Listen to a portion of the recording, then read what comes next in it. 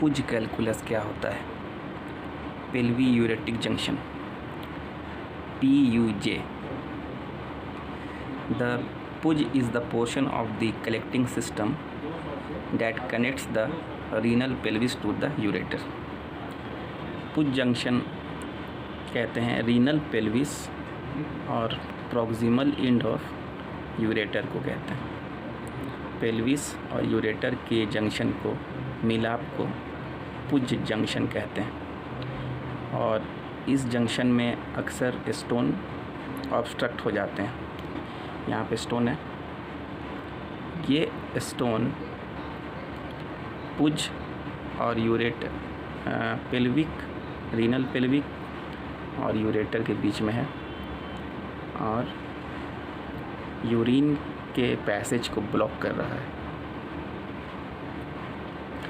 तो यूरिन नीचे धीरे धीरे उतर रहा है जिसके वजह से बैक प्रेशर पड़ रहा है रीनल पेल्विस पे और यहाँ पे बैक प्रेशर की वजह से ना पेल्वी कैल्शियल सिस्टम डायलेटेड हो गया है, PCS डायलेटेशन हो गया है।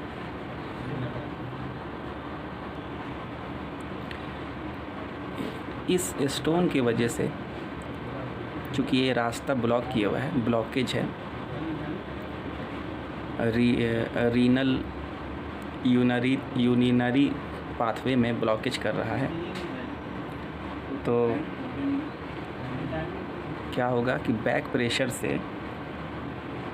किडनी के अंदर, बैक फोर्स से किडनी के अंदर इंट्रा रीनल प्रेशर बढ़ेगा जिसकी वजह से किडनी पोटेंशियली डैमेज हो सकती है।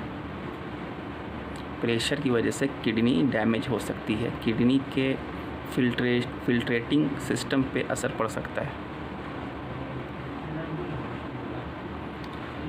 इस पुज कैलकुलस को डायग्नोस करने के लिए सबसे अच्छी टेक्नोलॉजी होती है अल्ट्रासाउंड, जो मैं आपको दिखा रहा हूँ। इस स्टोन की वजह से बहुत पेन होता है, रीनल कोलिक जो आती जाती रहती है ना, pain that comes and goes, आती जाती रहती है, कभी दर्द होती कभी नहीं होती है। ब्लॉकेज की वजह से किडनी के फंक्शन पे, नॉर्मल फंक्शन पे असर पड़ सकता है। ब्लॉकेज की वजह से यूरिन के फ्लो में रुकावट पैदा हो सकता है या यूरिन पूरी तरह से बंद हो सकता है, यूरिन नीचे नहीं उतर पाएगा, ड्रेन आउट नहीं हो पाएगा। इस ब्लॉकेज की वजह से वेसल्स रप्चर हो सकती हैं जो ब्लड सप्लाई दे रही हैं, पेल्विस और यूरेटर को जो ब्लड सप्लाई दे रही हैं वो रप्चर हो सकती हैं।